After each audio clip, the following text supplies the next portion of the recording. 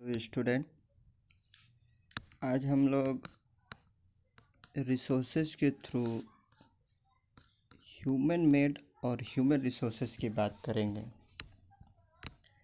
इसमें हम बात करेंगे, हम लोग बात कर चुके भी हैं कि दो तरह के रिसोर्सेज होते हैं। एक होता है नेचुरल और एक होता है ह्यूमन मेड रिसोर्सेज। इन दोनों में हम फ़र्क समझ भी चुके हैं। आज हम ह्यूमन मेड रिसोर्सेज को डिटेल में जानेंगे।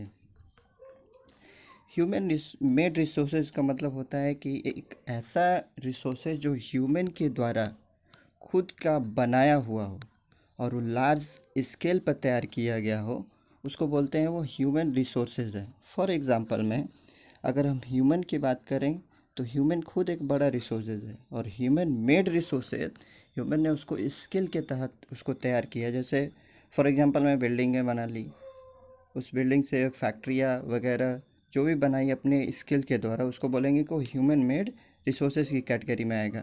बड़ी बड़ी गाड़ियाँ, व्हीकल वगैरह ये सब बना ली अपने स्किल के द्वारा, तो वो हो जाएगा ह्यूमन मेड रिसोर्सेज। एक होता है ह्यूमन रिसोर्सेज, इसमें होता है कि छोटी से छोटी वो ऐसी तकनीक टेक्नोलॉजी अपने माइंड को डेवलप करके वो बनाए, उसको बोलते हैं कि वो ह्यूमन रिसोर्सेज है। फॉर एग्ज़ाम्पल में बहुत सारी मशीनें जो आज के डेट में बहुत यूज़फुल है, उनको तैयार करने में ह्यूमन का बहुत बड़ा रोल है, तो उसको बोलेंगे कि वो ह्यूमन रिसोर्सेज है। ठीक है, एक नॉर्मली तौर पर कोई चीज़ तैयार कर देना वो ह्यूमन मेड रिसोर्सेज है, और टेक्निकली तौर पर एक मशीनरी की चीज़ों को, एक छोटे छोटे चीज़ों को आगे की तरफ और बढ़ते चलना बनाते हुए, उसको बोलेंगे कि वो ह्यूमन रिसोर्सेज है।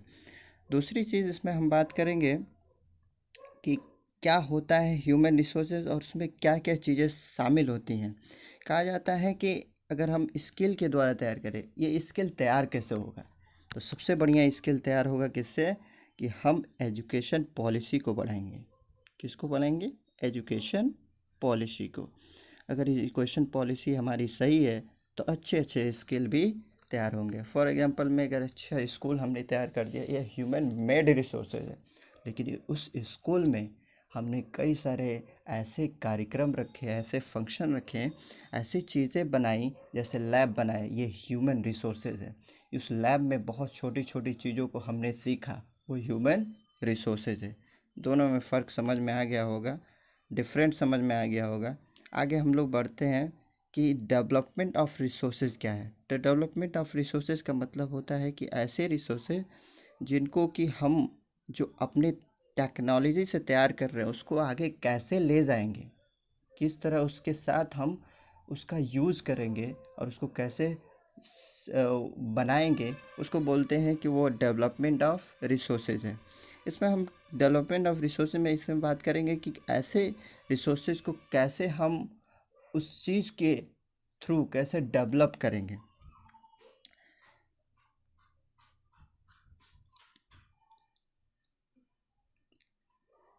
जैसे इसमें दिया है, कुछ ऐसे भी चीज़ें होते हैं जिसमें हम समझते हैं कि शायद हो सकता है कि कुछ डेवलपमेंट और रिसोर्सेज में कुछ कमियां आती हो, या उसके में कोई रुकावट आती हो, उसको भी हम समझेंगे। इसमें दिया है पहला डेवलपमेंट और रिसोर्सेज में कि depletion of resources, over utilization has led to depletion of resources.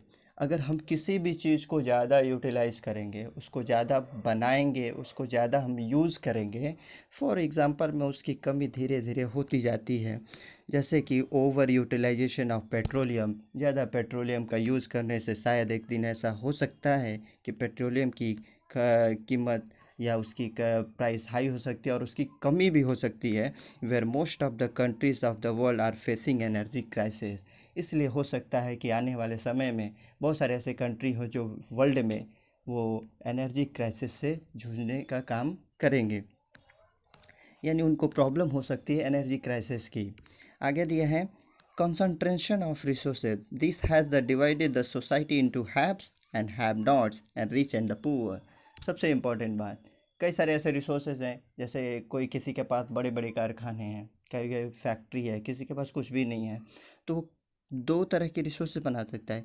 एक होता है स्मॉल और एक होता है लार्ज। आगे हम लोग चैप्टर में पढ़ेंगे, इसको डिटेल में जानेंगे।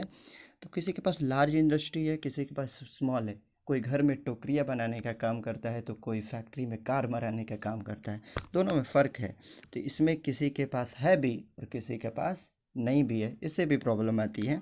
Global ecological crisis. Overutilization of resources has held to global ecological crises such as global warming, depletion of the ozone layer, pollution and land degradation. इसका मतलब ये होता है कि जैसे हम ज़्यादा फैक्ट्री खोल दिए, ज़्यादा यूटिलाइजेशन कर रहे हैं और उसको बनाने के लिए बहुत बहुत चीज़ें का इस्तेमाल कर रहे हैं। इसमें ये होता है कि हम ये भूल जाते हैं कि इसमें नेचर को कोई तो नुकसान नहीं हो रहा है। कैसे हो रहा है कि फॉर एग्जांपल में कि अगर हम फैक्ट्री बनाएं तो उससे निकलने वाला स्मोक यानी धुआं वो क्या करता है कि पूरे आकाश में यानी स्काई में फैल जाता है। और हो सकता है कि वो जो स्काई के लेयर अर्थ को चारों तरफ घेरे हुए हमारा ओजोन लेयर है, यानी ऑक्सीजन के 3 कंपोनेंट से बना हुआ ओजोन लेयर, हो सकता है कि वो क्या हो जाए, टूट जाए। फॉर एग्जांपल में जैसे मान लो ये अर्थ है, ये अर्थ है, अर्थ के चारों ओर बहुत सारी गैसेज हैं, बहुत सारी गैसेज हैं। और इन गैसेज में हो सकता है कि कोई भी ऐसी गैसेज जो इस धुएं से डिफ्लेक्ट हो जाए, यानी उसको इफ़ेक्ट डालती हो और इससे हमारे प्रॉब्लम हो सकती है। पहली चीज़ हो सकती है ग्लोबल वार्मिंग। ग्लोबल वार्मिंग का मतलब होता है अर्थ के टेम्परेचर का बढ़ जाना, अर्थ के टेम्परेचर का बढ़ जाना। नॉर्मल तब हमको बुखार लगती है तो ये हमारी ग्लोबल वार्मिंग है, यानी हमारे बॉडी को बुखार लगता है, ये हमारी ग्लोबल वार्मिंग है हमारी बॉडी की। लेकिन अर्थ को जब बुखार लगेगी, यानी उसको अगर प्रॉब्लम होगी, उसके टेम्परेचर में इंक्रीजिंग होगी, तो उसको बोलेंगे कि वो ग्लोबल वार्मिंग है। आगे कैसे होता है ये शायद 7th क्लास में तुम लोगों को पढ़ाया गया होगा, या ऐसा भी हो सकता है कि आगे हम लोग डिटेल में उसके बारे में जानेंगे जब इकोसिस्टम के बारे में हम लोग पढ़ेंगे। ठीक है, तो हो सकता है कि ये ग्लोबल वार्मिंग इसको इफ़ेक्ट डालता है और इस ग्लोबल अर्थ की 1 डिग्री सेल्सियस टेम्परेचर अगर बढ़ता है, बाय द वे बहुत ज़्यादा ही प्रॉब्लम होती है। हो सकता है हमारे यहाँ फ्लड की परेशानी हो जाए।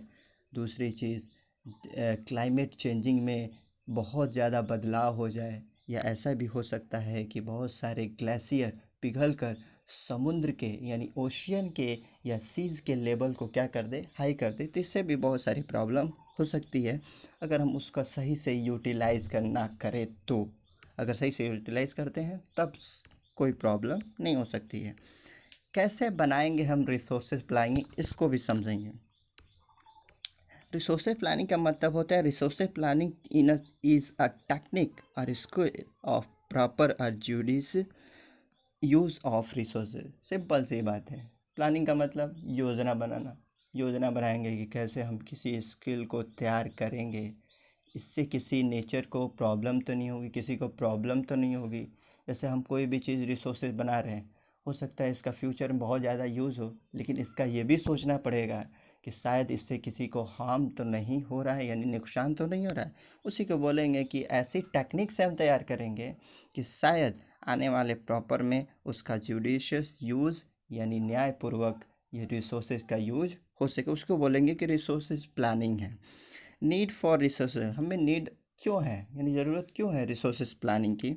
Most of the resources are limited in supply. जाहिर सी बात है, बहुत सारे ऐसे रिसोर्सेज हैं, जैसे कोल को ले लो। अगर इस कोल को हम धीरे धीरे, ये ख़त्म होने वाली चीज़ें हैं, ये ख़त्म होने वाली है, आने वाले फ्यूचर में इनकी समाप्ति हो सकती है। तो ऐसे रिसोर्सेज को बचाने के तरकीब यानी उपाय यानी थिंकिंग करनी चाहिए कि शायद इनको बचाया जा सके। Most of the resources are unevenly distributed over the country. कई सारे ऐसे जगह हैं जहाँ पर रिसोर्सेज की अगर बात करें तो कहीं पर ज़्यादा रिसोर्सेज मिलते हैं, कहीं पर कम। आप अगर साउथ इंडिया जाएंगे तो वहाँ पर रिसोर्सेज के भंडार हैं, अगर आप नॉर्थ इंडिया जाएंगे तो वहाँ पर रिसोर्सेज की कमी है, अंतर है। क्योंकि वहाँ पर जो लैंड्स है वो दूसरे तरीके की है और नॉर्थ इंडिया की जो लैंड है वो दूसरे तरीके की है। इसमें बोलेंगे कि शायद रिसोर्सेज प्लानिंग की ज़रूरत है। तीसरा दिया over utilization of resources. Over utilization के रिसोर्सेज का मतलब होता है कि अगर हम ज़्यादा उसका यूज़ करेंगे तो हो सकता है उससे पर्यावरण यानी एनवायरनमेंट हमारा पॉल्यूटेड हो जाए। इसका मतलब ये होता है कि अगर हम इसका ज़्यादा यूज़ कर रहे हैं तो हो सकता है कि will lead to under development of the economy, वो लीड करे क्या, इकोनॉमी को बढ़ाने में। फॉर एग्जांपल अगर हम अच्छे से सोलर सिस्टम को बढ़ावा दे रहे हैं तो हो सकता है कि कोल फ्यूचर को हमको रख देना पड़े और आसानी से हम सोलर एनर्जी से अपनी इलेक्ट्रिसिटी को प्रोड्यूस कर पाएँ। There is a need to plan human resources because only then we use to able to develop our natural resources। अगर हमें ह्यूमन रिसोर्सेज को बढ़ाना है तो हमें क्या करना पड़ेगा कि would be able to develop, हमें नेचुरल रिसोर्सेज को सेव भी करना पड़ेगा, उसे बचाना भी पड़ेगा। और planning of resources is also required to become self dependent.